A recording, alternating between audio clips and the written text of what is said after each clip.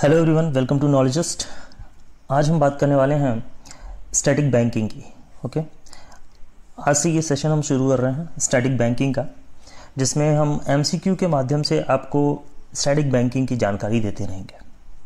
Now हमारा पहला part है हिस्ट्री ऑफ बैंकिंग से रिलेटेड। हिस्ट्री ऑफ बैंकिंग को कम समय में नहीं कवर किया जा सकता है, इसलिए हम इसके और पार्ट्स लाएंगे। तो इसलिए ये हिस्ट्री ऑफ बैंकिंग का पहला पार्ट है। इसमें हम डिफरेंट एमसीक्यूज को डिस्कस करेंगे। तो चलिए शुरू करते हैं। नमस्कार दोस्तों, मैं हूं सौरभ पांडे। आप अगर आरआरबी जीबीओ स्केल 2 स्केल 3 के कोर्स में एनरोल करना चाहते हैं तो knowledges.in पर जाइए और आरआरबी जीबीओ के कोर्स में एनरोल कर लीजिए। नाउ अगर आप चाहते हैं मोबाइल से एनरोल करना तो आप नॉलेजिस्ट ऐप को डाउनलोड कीजिए और फिर इस कोर्स में एनरोल कर लीजिए, जहां आपको कुछ फ्री वीडियोस भी अवेलेबल हैं। एक और बात बता दूं, टेस्ट सीरीज हमारी लॉन्च हो चुकी है। आप चाहें तो टेस्ट सीरीज में एनरोल कर सकते हैं। test.knowledges.in पर जाकर के इसमें एनरोल कर सकते हैं। आरआरबी जीबीओ 21 ये हमारा ग्रुप है, इस ग्रुप में आप एनरोल होइए ताकि आपको लेटेस्ट अपडेट्स मिलते रहें। आप ये SP01 का अगर कोड यूज करते हैं तो 10% डिस्काउंट आपको टेस्ट सीरीज में या सभी कोर्सेज में अवेलेबल है। तो चलिए शुरू करते हैं। हमारा पहला क्वेश्चन है, the first bank of a joint stock variety was bank of Bombay. जो पहला बैंक था हमारा जॉइंट स्टॉक वेराइटी से रिलेटेड, यानी कि जॉइंट स्टॉक वेराइटी में ओपन किया गया, वो था बैंक ऑफ बॉम्बे। लेकिन ये स्टैब्लिश कब हुआ था? हमारा सवाल है कि बैंक ऑफ बॉम्बे का एस्टैब्लिशमेंट कब था। ठीक है, एस्टैब्लिशमेंट से बहुत सवाल आते हैं, इसलिए हो सकता है हिस्ट्री के भी एस्टैब्लिशमेंट से सवाल आ जाए, तो इसलिए इस कैटेगरी में मैंने ये सवाल रखा है। तो बैंक ऑफ बॉम्बे का एस्टैब्लिशमेंट कब हुआ? ऑप्शन है आपके 1720, 1770, 1750 एंड 1730। जी हाँ, आप देख रहे हैं बहुत क्लोज ऑप्शन है, बिल्कुल इतने ही क्लोज ऑप्शन रहेंगे और आपको इस ऑप्शन के साथ टैकल करना होगा। नाउ आई होप कुछ लोगों को आंसर पता होगा। आंसर है 1720, यानी कि बैंक ऑफ बॉम्बे जो था वो आपका 1720 में स्टैब्लिश किया गया था। नेक्स्ट क्वेश्चन को डिस्कस करते हैं। चलिए, ये देखिए, ये बैंक ऑफ बॉम्बे है। आप देख सकते हैं द बैंक ऑफ बॉम्बे का जॉइंट स्टॉक वेराइटी में बैंक ऑफ बॉम्बे ओपन हुआ था, जो 1720 में ओपन किया गया था, लेकिन फाइनली चल के ये 1770 में फेल कर गया था। और इसका एस्टैब्लिशमेंट, इसके पीछे जो कारण था वो ये था कि एक प्रॉपर प्लान इसके लिए नहीं बनाया गया था। ठीक है, जिसके कारण ये आगे चल करके फेल होने लगा। दूसरी चीज़ें थी, जो ट्रस्ट था लोगों का वो नहीं था। ठीक है, और जो चीज़ें थी, जो इसके अंदर जो एम्प्लॉयज़ थे उनके जो मनी था उनको लॉस होने का डर था। ठीक है, वो मतलब लोग लेकर के भाग सकते थे। बहुत ढेर सारी चीज़ें थी, बहुत ढेर सारी अनसर्टेनिटीज़ थी, जिसके कारण बैंक ऑफ बॉम्बे जो है वो टोटली फ्लॉप हो गया 1770 तक जाते जाते। आगे देखते हैं। नो, बैंक ऑफ हिंदुस्तान जो कि कलकत्ता में स्टैब्लिश हुआ, ये स्टैब्लिश कब हुआ ये आपको बताना है, लेकिन ये भी चला नहीं। ठीक है, बैंक ऑफ कलकत्ता जो है वो स्टैब्लिश तो हुआ, जब भी हुआ हो अभी हम वो देखेंगे, लेकिन ये भी चला नहीं और फाइनली 1832 में जाकर के ये भी खत्म हो गया। नाउ तो क्वेश्चन है हमारा कि बैंक ऑफ हिंदुस्तान कब स्टैब्लिश हुआ? 1770 में या 1774 में या 1750 में या 1769 में? These are the options. और आपका सही आंसर है 1770। जी हाँ, तो आपने देखा बैंक ऑफ हिंदुस्तान जो था वो 1770 में स्टैब्लिश हुआ। ठीक, इसके पहले हमने क्या देखा था? चलिए इसके पहले एक ओवरव्यू करते हैं। बैंक ऑफ बॉम्बे था वो। ठीक है, तो बैंक ऑफ बॉम्बे आपने देखा 1720 में। नो, बैंक ऑफ बॉम्बे आपने देखा 1720 में। ठीक है, और फिर बैंक ऑफ हिंदुस्तान आपने देखा 1770 में। ये दोनों चीज याद रहेगी ना। एक चीज और देखिए, 1720 में ये शुरू हुआ, लेकिन 1770 में जाकर के ये डेमोलिश हो गया, या कहें कि नहीं चला, खत्म हो गया। उसके बाद आता है 1770 में बैंक ऑफ हिंदुस्तान, यानी कि 1770 में ही बैंक ऑफ हिंदुस्तान आ जाता है। और ये कब तक चलता है? 1832 तक, यानी कि 1832 तक चलते चलते ये भी फ्लॉप हो जाता है। आगे देखते हैं। नेक्स्ट क्वेश्चन क्या है हमारा? The first presidency bank. अब आता है उसके बाद पहला प्रेसिडेंसी बैंक। ठीक है, was the bank of Bengal. तो पहला प्रेसिडेंसी बैंक, क्वेश्चन आपका यहां से भी बन सकता है कि पहला प्रेसिडेंसी बैंक कौन था, तो वो था बैंक ऑफ बंगाल, जो कि स्टैब्लिश हुआ था कलकत्ता में जून 2, 1806 में। ठीक है, अब उसके बाद यानी कि 1770 के बाद अब ये आता है 1806 और ये बैंक ऑफ बंगाल स्टैब्लिश हो जाता है। बैंक ऑफ बंगाल स्टैब्लिश होने पर ये इसका जो स्टैब्लिशमेंट था उसका कैपिटल क्या था। सवाल आपका ये है कि इसका जो स्टैब्लिशमेंट है वो कितनी कैपिटल के साथ शुरू किया गया था। बहुत रेयर क्वेश्चंस हैं, बहुत ही यूनिक क्वेश्चंस हैं और बहुत इंपॉर्टेंट क्वेश्चंस हैं आपके लिए। अगर वीडियो अच्छी लग रही है तो लाइक, शेयर और सब्सक्राइब जरूर कर दीजिएगा चैनल को। चलिए ऑप्शंस देखते हैं। ऑप्शन ए है हमारा 25 लाख के साथ स्टैब्लिशमेंट हुआ था इसका, या जो कैपिटल लगा था वो 50 लाख लगा था, या फिर 1 करोड़ के कैपिटल के साथ शुरू किया गया था। And the D option is 2 crore के ऑप्शन के साथ शुरू किया गया था।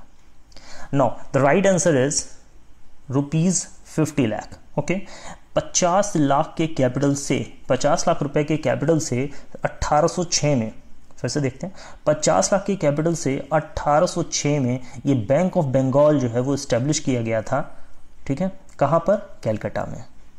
नाउ लेकिन ये क्या था, एक चीज और इंपॉर्टेंट है यहां पे, ये पहला प्रेसिडेंसी बैंक था। अब आपके मन में प्रेसिडेंसी बैंक को लेकर के सवाल उठ रहा होगा कि ये प्रेसिडेंसी बैंक का क्या मतलब है। आगे चल के हम इस प्रेसिडेंसी बैंक को समझेंगे। नाउ चौथा क्वेश्चन देखते हैं। The bank of Bengal was given power to issue notes in which year. देखिए, पहले तो इसे स्टैब्लिश किया गया 1806 में। ओके, उसके बाद इसको पावर दिया गया, कि ये नोट को इशू कर सके, नोट की प्रिंटिंग शुरू कर सके। ठीक है, तो अब नोट जारी करने का इसको पावर मिल गया। तो ये पावर किस ईयर में इसे दिया गया। ना ऑप्शन है 1832, 1832 में दिया गया, या फिर 1825 में दिया गया, या फिर 1823 में, या 1828 में। ऑप्शन आपके सामने है। सही आंसर है इसका, answer A, sorry wait a minute, answer C, 1823 में। ओके, 1823 में इसको नोट इशू करने का पावर दे दिया गया। नाउ चलते हैं आगे नेक्स्ट क्वेश्चन की तरफ। The bank of Bombay was the second presidency. अभी हमने फर्स्ट प्रेसिडेंसी के बारे में बात देखी कि फर्स्ट प्रेसिडेंसी जो था वो 1806 में आया, ये फर्स्ट प्रेसिडेंसी था जिसे 1823 में आपको नोट इशू करने का पावर दे दिया गया। नाउ अब सेकंड प्रेसिडेंसी बैंक आता है जिसका नाम है बैंक ऑफ बॉम्बे। ये 1840 में सेटअप किया जाता है। अभी हमने इसको देखा था, ये आपका 50 लाख के कैपिटल के साथ था। नाउ अब आती है बात कि बैंक ऑफ बॉम्बे कितने कैपिटल के साथ शुरू हुआ। तो ऑप्शन है आपके 55 लाख के साथ शुरू हुआ, या फिर 52 लाख के साथ शुरू हुआ, या फिर 58 लाख के साथ शुरू हुआ, या डी ऑप्शन कहें कि 62 लाख के साथ शुरू हुआ। Now the answer is 52 lakh. Okay, 52 lakh का कैपिटल लगा बैंक ऑफ बॉम्बे को स्टैब्लिश करने में। ओके, पहला प्रेसिडेंसी बैंक 50 लाख लगे, वेट अ मिनट, पहला प्रेसिडेंसी बैंक 50 लाख लगे, दूसरा प्रेसिडेंसी बैंक 52 लाख लगे। ठीक है, यानी कि ये अलग अलग बैंक जो है अलग अलग कैपिटल के इन्फ्यूजन से शुरू हो रहे थे। ठीक है, आगे चलते हैं। नो, इसमें 2 चीज इंपॉर्टेंट है। पहला ये आंसर कि कितने कैपिटल के साथ इसका स्टैब्लिशमेंट हुआ, और दूसरा इसका सेटअप, ये 1840 में सेटअप हुआ। नाउ आगे देखते हैं। बैंक ऑफ महाराष्ट्र, ये आपका बैंक ऑफ मद्रास, ये आपकी थर्ड प्रेसिडेंसी थी। ओके, थर्ड प्रेसिडेंसी थी जो 1843 में जाकर के शुरू की गई। वो 1840 था इससे पहले वाला, इससे पहले 1806 था। ओके, और अब 1843।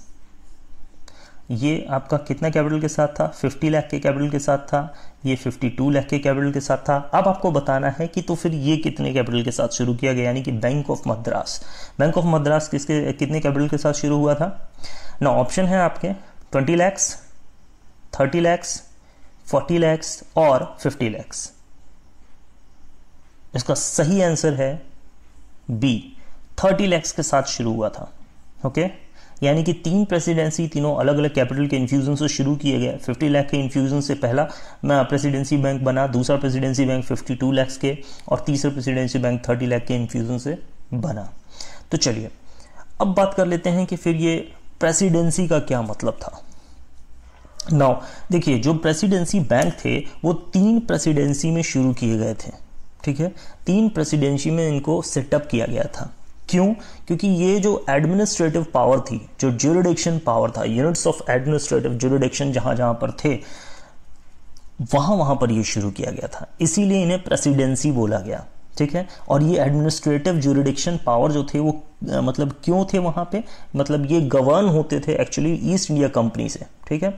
यानी कि हम कहें कि कंट्री के, इस इंडियन कंट्री में 3 जगह प्रेसिडेंसी थी, ठीक है, ईस्ट इंडिया कंपनी की। ये ईस्ट इंडिया कंपनी कहीं और थी, ठीक है, और ये इसने कंट्री में अपना 3 जगह अपनी प्रेसिडेंसी खोल रखी थी, ठीक है। इन्हीं प्रेसिडेंसी में इन बैंक्स को ओपन किया गया था, that's why it is called as presidency bank, इसीलिए इसको प्रेसिडेंसी बैंक बोलते हैं, ठीक है। आई होप आपको कॉन्सेप्ट क्लियर हुआ होगा प्रेसिडेंसी बैंक का। और उसके बाद ये जो प्रेसिडेंसी बैंक्स थे ये करेंसी नोट को इशू किया करते थे। तब तक इन्होंने करेंसी बैंक को इशू किया जब तक कि पेपर करेंसी एक्ट 1861 नहीं आ गया। यानी कि 1861 में पेपर करेंसी एक्ट आता है और उसके बाद ये जो ये बैंक्स थे जो नोट इशू कर रहे थे वो फाइनली एबॉलिश कर दिए जाते हैं, ठीक है। और ये कहाँ ट्रांसफर हो जाता है? गवर्नमेंट को, सीधा गवर्नमेंट को ट्रांसफर हो जाता है ये पावर। उसके बाद गवर्नमेंट इसकी देखरेख करती है, उस समय जो भी और जिसकी भी सरकार थी। नाउ प्रेसिडेंसी बैंक का कॉन्सेप्ट आपको समझ में आ गया होगा। आगे चलते हैं फिर फर्दर क्वेश्चन की तरफ। तो देखिए 3 प्रेसिडेंसी बैंक्स वर अमलगमेटेड। जो तीनों प्रेसिडेंसी बैंक थे वो क्या हो गए? वो अमलगमेट हो गए, एक दूसरे में मिला दिए गए और मिला करके एक सिंगल बैंक बनाया गया, ठीक है, जिस बैंक का नाम रखा गया इंपीरियल बैंक ऑफ इंडिया, ठीक है। इंपीरियल बैंक ऑफ इंडिया को एस्टैब्लिश कब किया गया था, ये हमारा सवाल है। ऑप्शन है इसके, ऑप्शन ए है आपका 1920, क्या 1920 में एस्टैब्लिश किया गया था, या फिर बी ऑप्शन है 1921, या कहें 1918, या फिर 1922। ऑप्शंस आपके सामने, और जो राइट आंसर है वो है आंसर बी 1921। 1921 में इंपीरियल बैंक ऑफ इंडिया का एस्टेब्लिशमेंट होता है। आगे चल के देखेंगे कि ये इंपीरियल बैंक ऑफ इंडिया जो है वो किस में जाकर के कन्वर्ट हो जाता है, ठीक है। तो यहाँ से ऐसे शुरुआत होती है कि 3 बैंक बनते हैं, तीनों बैंक फिर मर्ज हो जाते हैं और मर्ज करने पर यानी कि 1921 में ये मर्ज हो जाते हैं और मर्ज करने पर इनका नाम पड़ जाता है इंपीरियल बैंक ऑफ इंडिया। और फर्दर ये इंपीरियल बैंक ऑफ इंडिया जो है जाकर के किसी दूसरे बैंक के नाम से चलने लगेगा। आगे देखेंगे कि किस बैंक से चलने लगेगा। चलिए देखिए यहाँ पर थोड़ा सा एक्सप्लेनेशन है, ये आप देख सकते हैं, ये इंपीरियल बैंक ऑफ इंडिया की पिक है, ये लोगो है इंपीरियल बैंक ऑफ इंडिया का।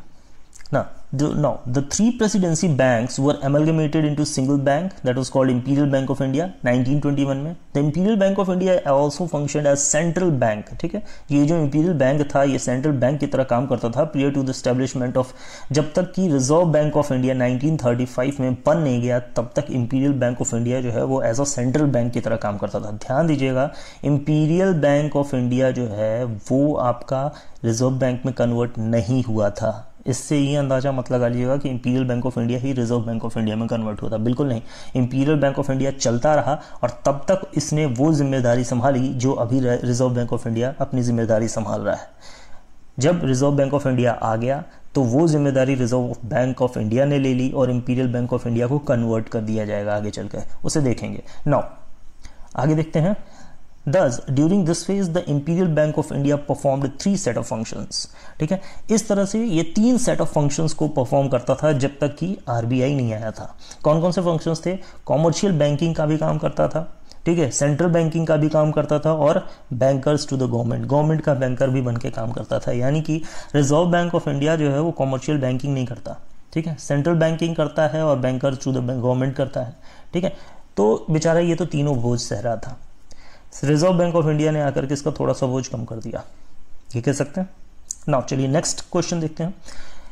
The first Indian owned bank was Allahabad bank, set up in Allahabad, ठीक है। जो पहला इंडियन ओन्ड बैंक था, या कहें कि भारतीय पब्लिक सेक्टर बैंक जो था, पहला फर्स्ट पब्लिक सेक्टर बैंक जो था वो कौन था?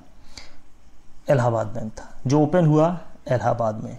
लेकिन कब ओपन हुआ? क्वेश्चन हमारा ये है कि ओपन कब हुआ। ऑप्शन देखते हैं। Option number A 1866, option B है 1864 में ओपन हुआ, ऑप्शन सी है 1865 में ओपन हुआ, ऑप्शन डी है 1870 में ओपन हुआ। आंसर आपका राइट आंसर है आंसर सी 1865। 1865 में जाकर के ये इलाहाबाद बैंक जो है as a PSB bank open हुआ, पब्लिक सेक्टर बैंक के रूप में ये ओपन हुआ। चलिए आगे देखते हैं। Now the first Indian bank to have been started solely in 1895, ठीक है, विद इंडियन कैपिटल इन्वेस्टमेंट, ठीक है। सिर्फ इंडियन के कैपिटल के इन्वेस्टमेंट से 1895 में कौन सा बैंक स्टार्ट हुआ? देखिए क्वेश्चन कई तरह से ट्विस्ट हो सकते हैं। ये अनदर ट्विस्टिंग है कि 1895 में ऐसा कौन सा बैंक था जो स्टैब्लिश हुआ with a total capital infusion of Indians. Indian के टोटल कैपिटल इन्फ्यूजन मतलब जो कैपिटल लगाया गया था, जो कैपिटल इन्वेस्टमेंट हुआ था इस बैंक में, वो टोटल इंडियंस का था।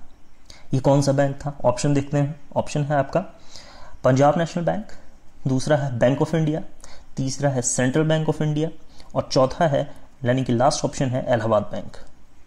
और जो सही जवाब है वो है Punjab national bank. Okay, Punjab national bank जो था वो 1895 में एस्टेब्लिश किया गया with the total capital infusion of Indians के टोटल कैपिटल इन्फ्यूजन से इसको स्टैब्लिश किया गया था। चलिए फिर नेक्स्ट क्वेश्चन देखते हैं। द फर्स्ट इंडियन, देखिए बहुत डिफरेंसेस कम है, इसीलिए मैंने ये सारे क्वेश्चंस पुटअप किए हैं। देखिए पहला इंडियन बैंक जो था, जो ओवरसीज ब्रांच यानी कि जो बाहर जो है इंडिया से बाहर अपनी ब्रांचेस को ओपन कर सका, जो कि लंदन में ओपन हुआ 1946 में, ठीक है। लंदन में पहला हम कह सकते हैं कि फॉरेन ब्रांच ओपन हुई किसी बैंक की, वो थी लंदन में 1946 में ये ओपन की गई। वो किस बैंक की थी? ऑप्शन है आपके पंजाब नेशनल बैंक, ठीक है, bank of India, state bank of India या Allahabad bank. Now the right answer is, आपका जो सही जवाब है वो है bank of India. Okay, bank of India आपका सही जवाब है। यानी कि बैंक ऑफ इंडिया ने अपने एस्टेब्लिशमेंट के बाद सबसे पहले ये काम किया था कि वो कहीं फॉरेन में जाके अपनी ब्रांच ओपन कर सका था, और उनकी जो फॉरेन में ब्रांच ओपन हुई थी वो 1946 में ओपन हुई थी। कहाँ पर? लंदन में। ओके, नाउ नेक्स्ट क्वेश्चन देखते हैं। The first Indian commercial bank, पहला भारतीय commercial bank owned and managed by Indians. देखिए ये टोटली ओन्ड था इंडियंस के द्वारा और मैनेज भी किया जा रहा था इंडियंस के द्वारा। वहां सिर्फ कैपिटल इन्फ्यूजन था, यहां पर थोड़ा सा डिफरेंस है। सिर्फ कैपिटल इन्फ्यूजन होगा मतलब सिर्फ इंडियंस का कैपिटल इन्फ्यूजन सिर्फ हो जाए, वो बैंक कौन था? वो पीएनबी था। अब यहां बात हो रही है कि ये ओन्ड भी किया जा रहा है इंडियंस द्वारा और मैनेज भी किया जा रहा है इंडियंस द्वारा, ऐसा कौन सा बैंक था? तो वो बैंक है आपका, ऑप्शन पहले देख लेते हैं, पंजाब नेशनल बैंक आंसर है आपका, और फिर दूसरा आंसर है यानी कि दूसरा ऑप्शन है आपका सेंट्रल बैंक ऑफ इंडिया, फिर तीसरा ऑप्शन है आपका स्टेट बैंक ऑफ इंडिया, और फोर्थ ऑप्शन है आपका इलाहाबाद बैंक, और सही जवाब है इसका Central Bank of India. Okay, wait a minute, Central Bank of India आपका एकदम सही जवाब है। यानी कि जो सेंट्रल बैंक ऑफ इंडिया था वो ऐसा बैंक था जिसमें ऐसा कॉमर्शियल बैंक था जो ओन्ड पूरी तरह से भारतीयों द्वारा ओन किया जा रहा था, ठीक है, और साथ ही साथ भारतीयों द्वारा मैनेज भी किया जा रहा था। ये दोनों क्वालिटी थी सेंट्रल बैंक ऑफ इंडिया में। नाउ आई होप आपको कंटेंट अच्छा लगा होगा। अगर अच्छा लगा है तो इसी तरह स्टैटिक बैंकिंग के अवेयरनेस को हम लाते रहेंगे, लेकिन उसके लिए आपको चैनल को सब्सक्राइब कर लेना होगा और साथ ही साथ लाइक कीजिए और शेयर कीजिए ताकि हम भी मोटिवेट होते रहें। चलिए फिर मिलते हैं नेक्स्ट वीडियो में, तब तक के लिए गुड बाय।